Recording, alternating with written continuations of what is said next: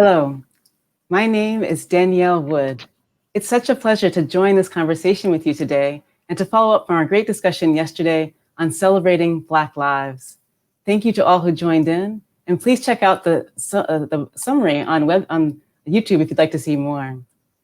My name is Danielle Wood, as I mentioned, and I serve as faculty at the Media Lab at MIT, leading a research group called Space Enabled. In my role at Space Enabled, I have the privilege to work with a series of researchers, graduate students, and many collaborators. And we ask the question, can we advance justice in Earth's complex systems using designs enabled by space? I'm joined today by David Colby Reed, a current graduate student at Space Enabled, who also has great experience leading a design practice, a firm called FUSA, based in New York City, that has worked with many organizations to help them design solutions to address ways that they serve communities and clients more effectively. So glad to have you with us today, David.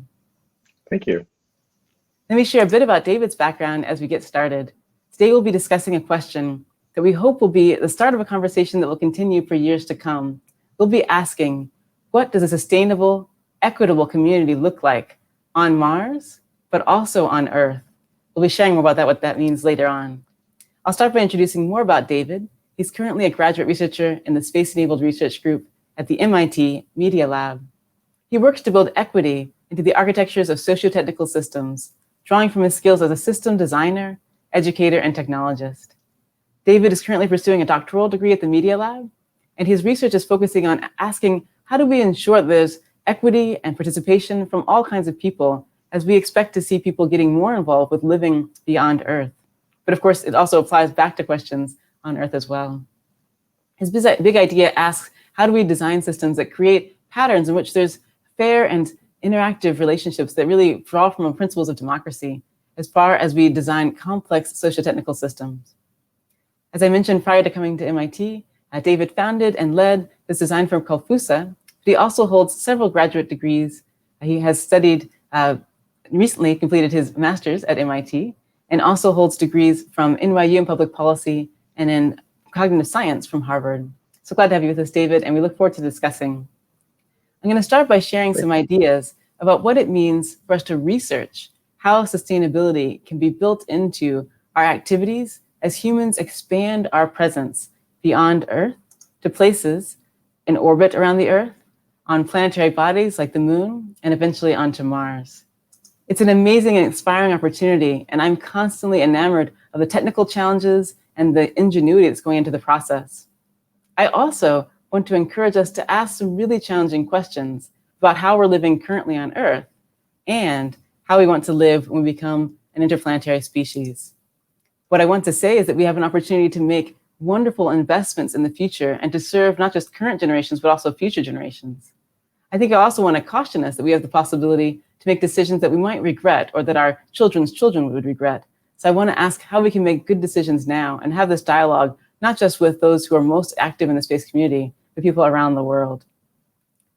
The Space Enabled Research Group asks how we can contribute to sustainability, both on Earth and in space.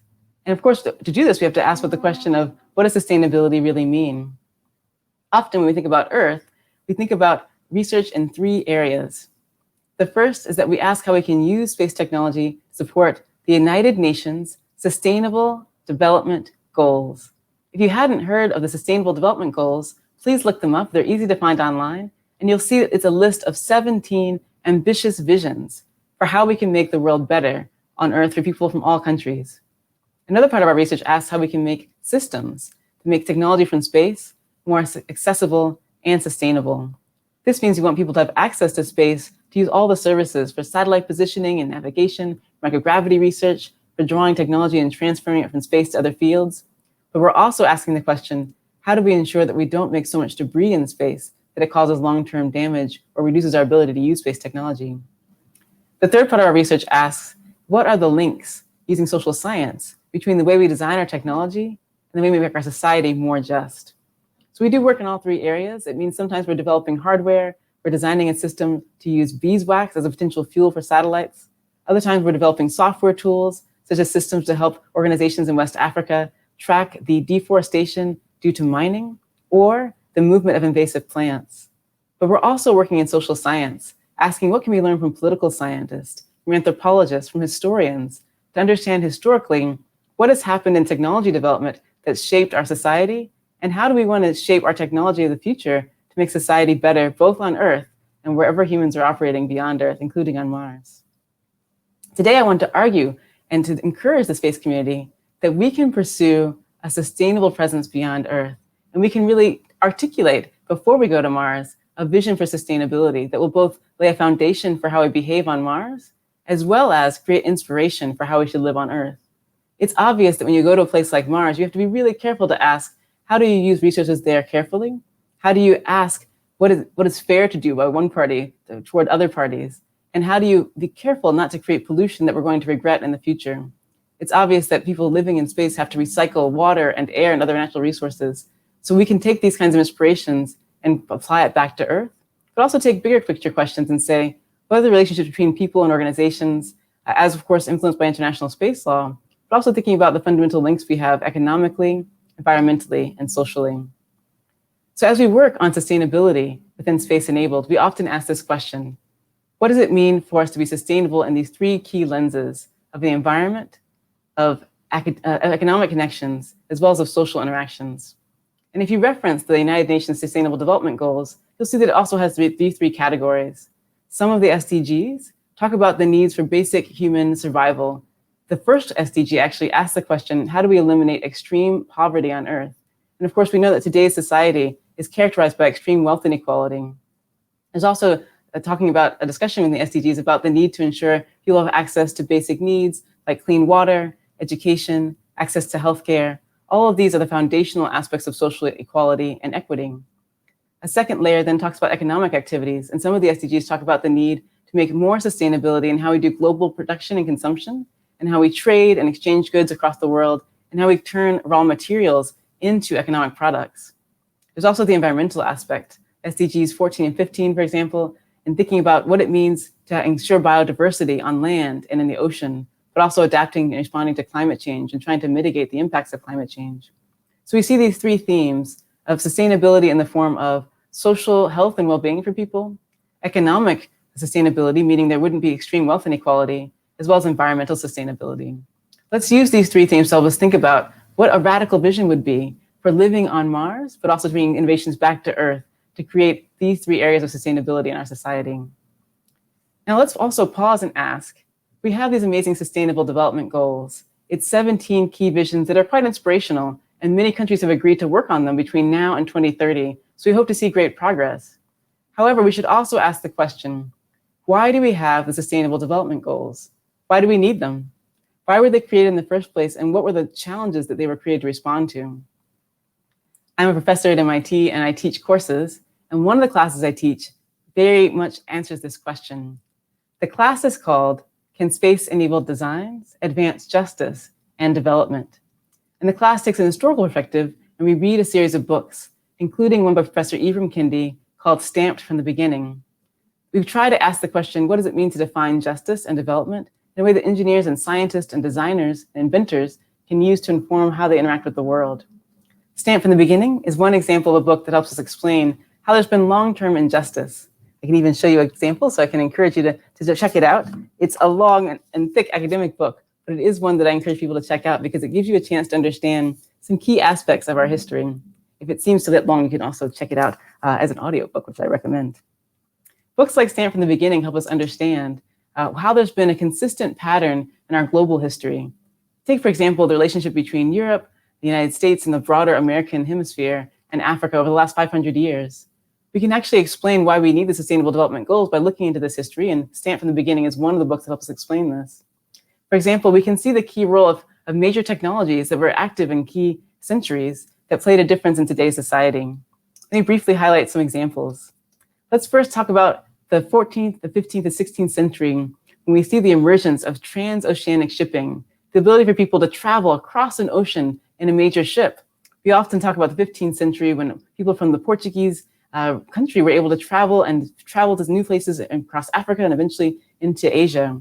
And this, of course, is an exciting technology change, and people could have used the technology for a variety of uses. But what they chose to do is actually start what became a global slave trade across oceans. This is a choice made by humans. It's not the technology's fault, but we can really see this relationship between the opportunity to use the technology that allowed major ships to travel across oceans between Europe, Africa, and eventually to the Americas. And this ended up creating a transoceanic trade of humans carried from Africa as kidnapped prisoners who were then sold and had to work, of course, as unpaid labor. Eventually, these same ships started to carry cotton and other raw materials back from the Americas where the labor had produced it, and it was used, especially during the Industrial Revolution, in manufacturing centers, especially first in Europe, but also eventually in the northern part of the US. So if the transoceanic ship plays a key role in the 15th and 16th century, we can then think about the plantation farm playing a key role in the 17th to the 19th century. Here we start to see that because there's so much abundant labor brought through slavery, it also leads to a situation where people are excited to optimize how much can be grown by groups of people farming. So plantation as a farm is another form of technology that was really used to say, how can we get the most product, in this case, cash crops like cotton, but also things like tobacco and other like sugar. And they were really optimized rather than growing food, for example, because they could make more cash. But this kind of thing also reduces the health of the land over time. And of course, it's not good for the laborers who are being unpaid. Meanwhile, in the 19th century, as the Industrial Revolution is really playing a key role, we also see the cotton gin and the steam engine really improving the ability to process these materials that come from plantations such as cotton plantations. So while the American South is producing more and more cotton, we also see the technology of the cotton gin and the steam engine really revolutionizing the ability to produce that and create more profit. We can continue it by this way and go through each century and ask, how have major innovations in technology shaped the experience of groups who did not have the majority of the power? And we can see that there's been a pattern where a small set of people who had capital and material wealth, as well as military power, were able to control a lot of this technology and use it to actually oppress other groups who are not able to control, in this case, their ability to have the right to be paid or to be treated fairly as workers. So we can see there's been a pattern trying to create a labor force that was actually disadvantaged. And it continues today. We still see, especially in the United States, that people who come from non-European backgrounds, people of color of all backgrounds, and whether they're long time in this country or often immigrants, we see that there's traditional consistent patterns of oppression that lead to wealth inequality, social injustice, and economic disadvantages. It also is linked then to issues of environmental injustice. You can just look at stories like the fact that the water in areas like Flint in Michigan were not maintained, especially for communities of color, or look at the history of where nuclear waste has been stored and tested. And these are all examples where people who have less economic power, who are often from groups that have been oppressed traditionally, are also experiencing environmental injustice. So all of these are things we want to reverse. And as we imagine the future of living on Mars, we want to create material and interactions that are quite different from this. We could ask the question then, what is a vision for how communities could live both on Earth and on Mars, where we have a fresh start? The positive thing about planning for communities on Mars is that we haven't created any of these patterns yet. And so far, we could actually decide, as we start the experience, to have social justice, economic justice, and environmental justice from the beginning of our time there. This would mean that the people who are living and working on Mars would have the right to interact with their governments and their fellow peers in socially equal ways rather than having hierarchies. It would mean that we eliminate traditional patterns of injustice or new ones that might be cropping up so that people be treated equally. It would mean that people who are parts of communities would have the ability to have a voice and to speak about what it means for them to shape a community that's safe and fair for them. I think that the imagination we can take when imagining new places to live actually gives great ideas for how to also change things on Earth. And I can just reference, for example, the community from the Black Lives Matter movements has put forth a number of suggestions for concrete ways to change communities here on Earth that need to be changed to address long-term areas of oppression. And they have very concrete suggestions we can actually learn from to say, what does it look like for local communities to organize their education, their law enforcement systems, and their economic vitality? With this introduction, I want to bring in David to our conversation and ask you to please join me in this discussion. You've been exploring these topics through your research, and congratulations on just completing your master's degree. I'd love to ask you this question of, as we talk about this concept of sustainability, perhaps including environmental justice, social justice, and economic justice, what does it mean for you to think of this as a way to guide designs as humans plan to live and work on Mars?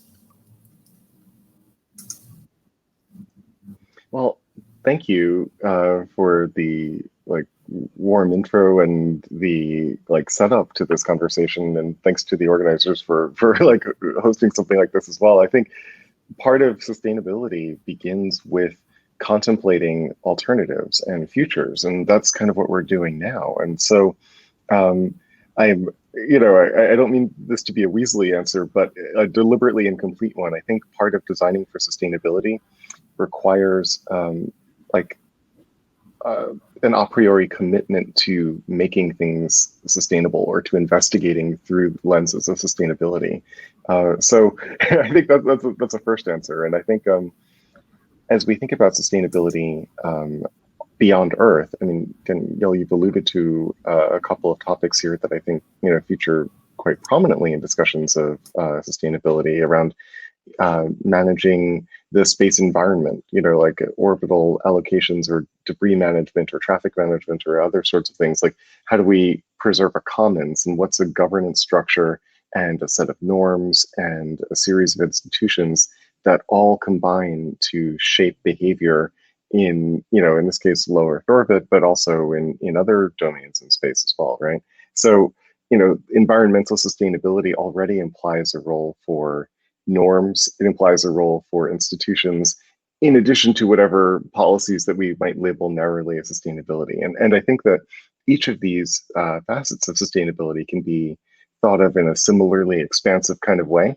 Um, I, you were discussing the Sustainable Development Goals earlier, and sometimes people say, "Oh, there's so many SDGs and so on," but I think that part of the reason why there's so many is that sustainability is a big thing, and you want to have a big tent of people working on challenges. And I think the breadth of the SDGs can help expand the parameters of that tent as well. And so I see a need to do something like that in the space context as well. So anyway, that's a preliminary thing. We can get into details later, but like globally, that's where I'm falling. Thank you so much, David. And I really appreciate you reminding me. I want to introduce this concept of the work we're doing currently in Space Enable with several collaborators on the space sustainability rating. So that was a great cue. You're making the point that we already have examples of what it looks like to wrestle with the challenge of sustainability in space where humans are already interacting.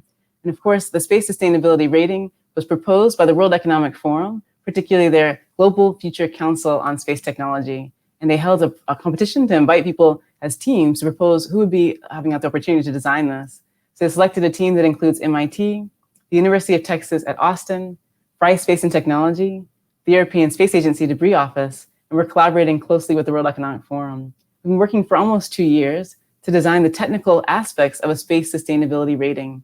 We're responding to the excitement of increased desire to put small satellites and medium-sized satellites and large satellites in all the orbits, especially low Earth orbit, and the fact that we'll need new ways to ensure that every operator of a space system is, of course, following international norms and the United Nations long-term sustainability guidelines, but also doing everything they can in the design phase and the operations phase, as well as the disposal phase, to help reduce the likelihood of creating space debris and reduce space collisions, satellite collisions, either among active satellites or among satellites and objects. It's interesting to reflect on the commonalities for sustainability, right? Because the reason we have a space debris concern is that for many generations, we've put in satellites into orbit and just thought, well, there's enough space up there that shouldn't be an issue. Hopefully they won't hit each other. But of course, we've also had a few countries that have been willing to demonstrate that they can destroy their own satellite with actually direct kinetic access. So we have also debris due to this intentional destruction of satellites. Then we have the question of how does that compare to our experiences on the planet, right? So we've put a lot of waste in orbit around the Earth. We put waste into our atmosphere. It's created climate change. We've put waste into our oceans. There's a lot of pollution of both chemicals as well as objects in the oceans. And we put a lot of waste in landfills. Can we actually start to rethink any of these waste streams on Earth? Have you done some work or seen examples where there's progress in these areas? Looking at the repurposing of waste streams, that I am drawing a blank initially. Well, you certainly see movements with like upcycling and reusing, right? And so there are examples there.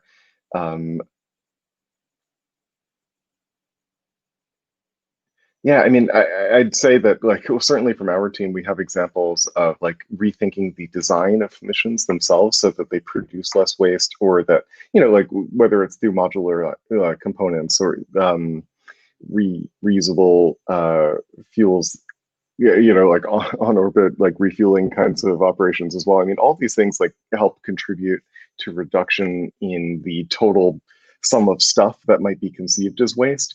Those are like some initial thoughts, but I don't know if I have a good answer to that one yet. We'll hold that one and also see if we have examples coming from the audience on that. But I'll just also go back to some of the questions we prepared and highlight the question for you. What does it look like as you think about the context of human activity? And we can think about humans going to Mars, right? In the first experiences, it may be very much in an exploratory side where people are going to visit and they're going to stay for a short time and either work in science or in just trying to understand the environment better. And there might be a later transition to sort of living, to sort of staying for longer term and to perhaps not planning to return. And how do you think about those two settings differently? And what are some of the questions you have that you think we should be exploring about these two phases of living on Mars? Sure. I mean, I think, actually, as you mentioned in some of your opening remarks, Danielle, like we have, there's a pattern certainly with like the early adoption and uses of particular technologies, right? So the initial transatlantic ships were meant for exploration, also like to facilitate goods trade and so on. Produces a transatlantic slave trade and entrenches different facets of economies on either side of the Atlantic as well. But this was a kind of like a series of rarefied actions that, like, oh well, these were intrepid explorers who were first making these voyages, and they were people who were taken against their will, who were also making them. Like you could say that these are exceptional populations in one regard or another. And now we don't think about it at all, but we have transatlantic or trans-Pacific trade, with every Amazon order, with every bit of like fiber laid, on the seabed. I mean, like we have like the logics and habits that developed with these particular technologies or areas of operation began with select groups that then grew wider, and so wide as to encompass all of our activities, our activities from all of us, I should say. And similarly, I imagine that we will probably see, one way to sketch a scenario for this kind of future of humans on Mars is to say like, okay, well, if we have different waves of human activity, like maybe it's initially exploration and science research, and then maybe there are some economic concerns, maybe there's mining of materials for, probably not for transport to Earth because it's so far, but to support like in situ life on Mars or other kinds of operations, right? Like you could start developing a similar, cascade of folks or motivations for each of those scenarios, and I think once we start doing that, we have to start asking ourselves, what do the uses of these technologies, what do activities using these technologies in these areas of operation require of us, like in terms of habits, in terms of norms, and in terms of interpersonal relations as well. And, I've lately, as I've lately been thinking about further futures of space exploration and, sites of extraterrestrial economy and so on. And I've been wondering about the potential for different types of technologies, their users or managers, to create different, like psychologists would call them social identities, but we could call them social groups. Like how do we start to imagine how these technologies create new ways for humans to categorize ourselves? I was just moving out of my apartment in Manhattan yesterday, and it's weird being back in the city now. I've been away for a few months, and some streets have been closed to automotive traffic, especially in my neighborhood, and they were, like there were more open air cafes and pedestrian zone shared use spaces and so on. And it's a reminder that, oh well, before the city streets were demarcated and like regulated for like automotive usage, they held space for all these other kinds of activities as well. And you see that these activities become akin to identities. I mean, you look at like local politics, and we have strap hangers campaign or other sorts of public transit users who advocate for political action with respect to public transit networks. We have bicyclists and other cyclists who are like a community of activists around bike lanes and, like how do we change the layout of the street for this? Now you have restaurateurs and restaurant goers who are acting as a different kind of political community as New York reopens, advocating for different use of city streets, and of course we have automobile owners and drivers as a constituency. I mean, in New York a couple of years ago, we had this is a Bloomberg era proposal that was revoked by the state legislature around a tax to it was a oh my gosh, I'm blanking on the term right now, but a tax to use New York City roads under 96th Street during certain prime times, a congestion tax. There we are. Sorry. So we have like automobile owners and commuters forming a political community to, in the case of the congestion tax in New York, limit this. And so like each of these uses of this space created identities among users, and those identities form the basis of political negotiations and who wins or who loses from particular things. So political contests have real stakes, and they can be shaped by the uses of a space or a given set of technologies. And so as we think about different phases of human life on Mars, we have to wonder like, okay, well, what sorts of groups might be created by using certain, technologies? Or how might we think about ways that we know human, like social hierarchy is replicated, and how might that be replicated in a Martian environment? When, especially in like, in some visions of human settlements on Mars, like we'll see different tiers of development, maybe more, like subterranean development earlier on, and then with better materials and maybe geoengineering or something, or Martian engineering, you might see more like above ground settlements and so on. In a situation like that, how can we take our understandings of human social hierarchy and see how those might map onto these different contexts? And so I think that's that like those are ways that we can start to begin asking, and then we can break down different facets of human social hierarchy, and we can think about the ways that they've been operationalized, and we can talk about that if you'd like as well. But I think all of this is a partial answer to your question. Thanks so much, David. I want to build on what you were just highlighting, just repeating the phrase you're using of social hierarchy, meaning there are sometimes situations, and we see it in the United States today, where certain groups, not based on merit, but just based on the group that you're in, a racial group, a language speaking group, do get benefits and privileges in society. So I think we're hoping that we could design a future community on Mars where people actually are truly equal, not just in name, but actually in their everyday experiences. And people may have different roles in a community that's created on Mars. They may be employers. They may also be citizens of a country and representing a certain either country or company group. And we can definitely take lessons from today. And being a student of space policy, I get to watch the interworking. So even thinking about today's issues of space debris and orbital debris around the Earth, we can watch what's happening. So of course, we have the United Nations Committee on the Peaceful Use of Outer Space, and they play a key role for safe and civil dialogue among countries. Over 90 member countries are part of the COPUS committee, and they gather several times per year, normally in person, right, outside of COVID. And they are making a long process of creating norms and sometimes originally treaties that really establish international law. So of course, as we go and see future space activity, we do have this foundation of the 5 original space treaties, which show the role of states for having key responsibilities, right? On thinking about who will launch and who will have permission to launch by each launching state. And of course, that means countries have a responsibility to ask what criteria will they put in place if they are allowing the launch of a mission that's under their flag, and what kind of criteria will they put in place to consider what behavior will be done by that either private group or government-sponsored group that's going to Mars. So even these questions, there's a lot of latitude, I would say, by countries to allow members of their society to go represent them. And so for now, we expect that there'll be groups that represent a certain national flag and probably some affiliation to organizations when they go to Mars. And the question will be, how will that translate into behavior and to norms?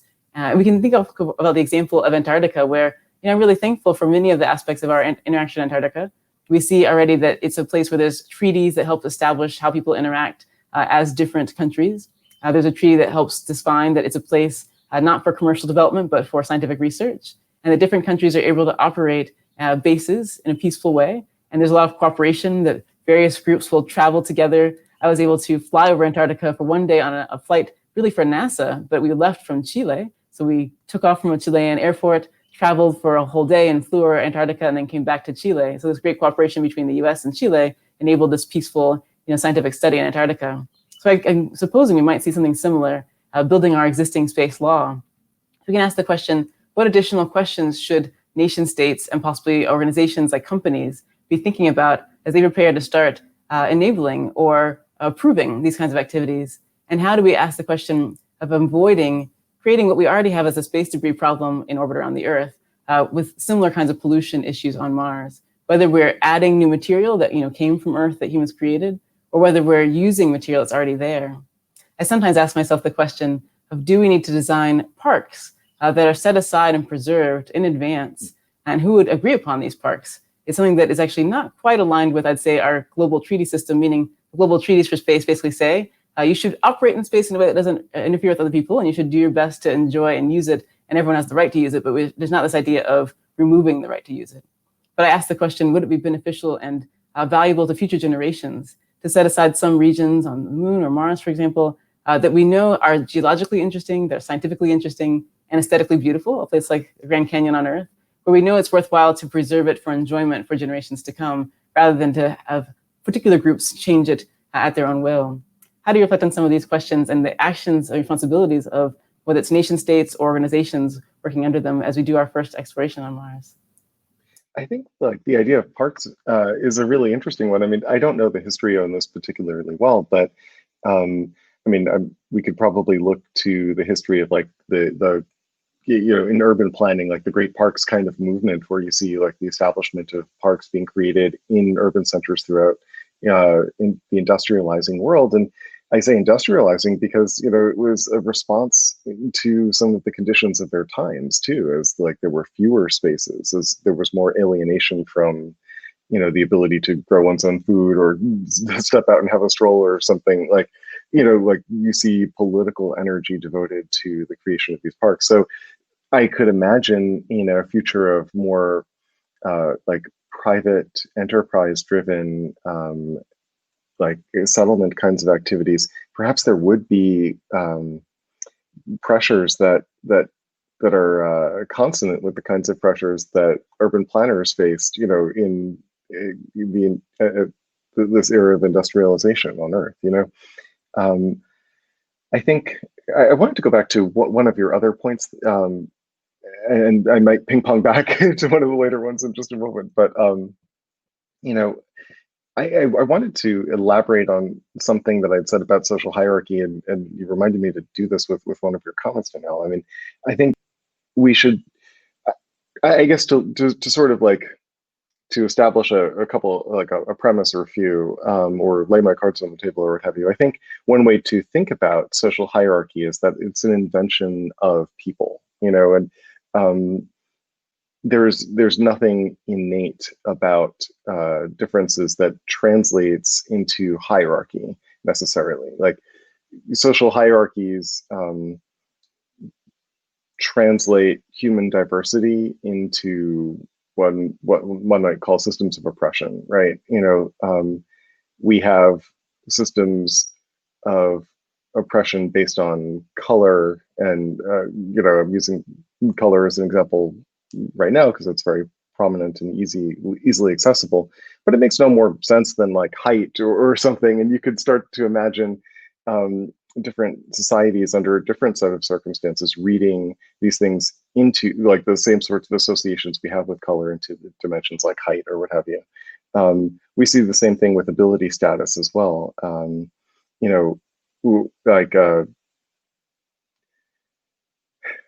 If I use a wheelchair, do I have a mobility problem in a city? Well, it depends on the decisions of, local regulators and builders, right? Are there curb cuts in the sidewalk? Are there handicap accessible entrances? I mean, it's a decision to allow certain types of infrastructures that disadvantage people who use wheelchairs in public settings, and so that was the thinking behind the Americans with Disabilities Act, right? Like, so social hierarchy is an invention of, or excuse me, a consequence often of design decisions that we make, by not accounting for our blind spots. And so like in a space context, for example, like I actually think, the recent example where there weren't enough like spacesuits for an EVA for like a crew of all female astronauts, right? Like in that scenario, like, well, what has come to produce this particular set of conditions? And some of it is that, the selection criteria, certainly initially for astronauts favored, men who were strong and blah, blah, blah. That matters less in a space environment, and so an environment can help select which factors we choose to elevate as salient cleavages for social hierarchy.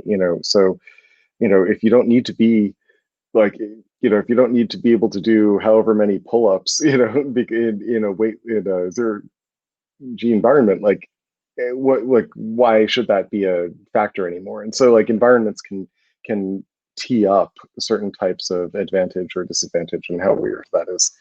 The stuff that produces hierarchy. I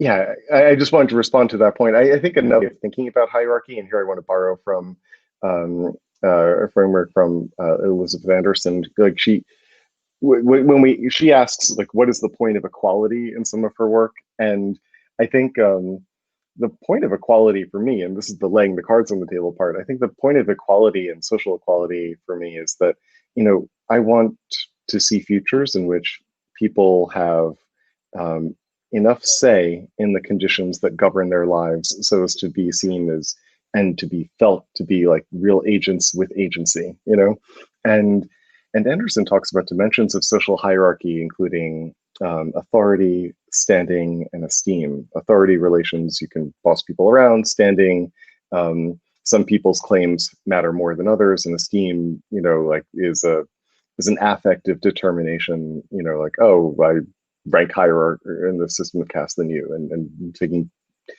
some sort of emotional pleasure from that as well. And so when I think about designing for sustainable futures on Mars and elsewhere off of Earth, I think about what are technology and system designs that enable an equality of authority, standing, and esteem, such that you can, like, this is a set of social relations that's compatible with the political configurations of like democratic governance. And I think that's important, so that's one of my assumptions going into something like this. But I think that poses the question to us, how then do we think about like equal authority, standing, or esteem, or the effects on authority, standing, esteem of particular work roles and procedures, and how do we translate any differentials that might exist on those dimensions into systems of hierarchy? Sorry, that was probably a little bit more like, yeah, sorry. I want to build on everything you're saying. We have about 7 minutes left, and we're also going to start responding to some of the questions in our chat, which is great. Thank you so much for those who've already given us questions. I've been thinking through some of the themes you've brought up, and we're going to start to weave those in. Actually, I think we've already started to address some of them because, David, you are drawing from your psychology training, even as you think about the concept that Elizabeth Anderson brings in of how do we define what it means for people to be equal in society. I think what we're really noticing is we're trying to talk about sustainability, and we're equally touching on how we treat the environment, how we treat humans, how we harness technology, and then how we interact politically and economically, right? So we can't have equality in just one of those features. We have to actually simultaneously check if there's going to be a move toward equity and sort of safety for different people in all those dimensions at once, which I think is so powerful in thinking about what it looks like to sort of design new societies at a place like Mars. So I think some people have brought up questions asking, for example, what if there's a great opportunity for access to materials such as helium-3 that might give an opportunity for addressing technical challenges, like having more resources to use on Earth, but also on Mars. And also the question of, can we learn from human psychology to better understand how to prepare societies that are more equitable and just? And what strikes me about this is I think we should be taking care not to get carried away sort of in one of these dimensions, right? We've mentioned the need to address managing the environment, managing the economic interactions and the social interactions kind of simultaneously. My response to thinking about resources would be, if we were sacrificing the safety of humans or even the safety of the environment in order to try to win resources, I think we've already seen in a lot of historical examples where mining has been a key part of a country's economy, a country like South Africa or Chile. when they depend heavily on extraction of resource as a key part of their economic activity, it often has caused to suffer the social and the environmental benefits. So I think looking for balance across all those three things, to me, seems like one of the rules we should try to put in place. So there's also this dialogue that, David, you're just bringing up the key question. When people from lots of different social backgrounds have the opportunity to have this voice you're just talking about, that could help us decide what's the right balance between managing opportunities for resources, but also being concerned for the environment, whether it's in orbit around the Earth or on Mars. Do you have a few thoughts on this? We take about the last 5 minutes to wrap up. Yeah, sure. And so let's see, lightning round. I mean, I guess on the question of like extraction and mining, I think that's such a fascinating example because, given the hostility of the space environment, like most of the substrates necessary for life are going to have to be, produced in situ somehow. And so that's going to require some kind of mining and extraction, right? And so I think some of this is going to be inevitable and much of it could be very useful. And yet, Danielle, as you were just mentioning, like we see real problems of like capture and non-responsive government in economies that are characterized by large mining operations. We see massive concessions, environmental degradation, people displacement, climate change, poisoning water and the like. And so, like, who's it? I think it's Larry Diamond at the Hoover Institute or somewhere. Like, like he says that like most, there's a statistic for however many countries, have X amount of their GDP that is derived from mining. It's like, and not a single one of those above a certain threshold is a real democracy. And so I do think that there are certain types of industry that are unfavorable to self-government and like the kinds of human freedom or liberation that like I think many of us aspire to see, right? And so it's a challenging situation. I think like if some of that is built into the practice of mining and what mining does to a political economy, or like capital concentrations required to like run operations and all the rest, like we have to look to other areas of law and policy to serve like a countervailing kind of force. And so in to Janet's question, I mean, maybe there are other types of political configurations, concerning property rights and, or we were talking about Antarctica. I think the Law of the Sea Treaty also gives some interesting examples there about like different types of reciprocities that are required in order to gain access to the shipping lanes or to gain access to the research sites. And so anyway, sorry, that I don't want to go off too long about that, but I feel like if there are certain types of activities that are challenging, we have to look to other socio-technical levers to address them, Thank you, David. We're coming to our last 2 minutes. I'll ask you to prepare your last 30 seconds of comments, and I'll just wrap up a few things together. We started this conversation by saying we work currently on sustainability on Earth and in space. We've already seen that our global society of operating commercial and government systems in space has already created a challenge which we haven't solved yet in terms of being sustainable in orbit around the Earth. There was a question in the chat asking, is there a great book on sustainability in space? And I would say we need to write more, meaning there's been a lot of great work done by academics, by policymakers, but I think we need to bring the ideas more closely together. I want to just give a shout out to our collaborator, Professor Morba Jha, who is a space environmentalist based at UT Austin, working with us on the space sustainability rating. He made me promise to remind everyone that no matter where we're working, whether it's in orbit around the Earth or on the moon or on Mars, that we need to be careful to ask the question, whose rock is this? Meaning it's not just for ourselves, it's the province of all humankind. And we want to make sure we are caring for it as stewards, not just for this generation, but for generations to come. So David, do you have any closing comments as we wrap up?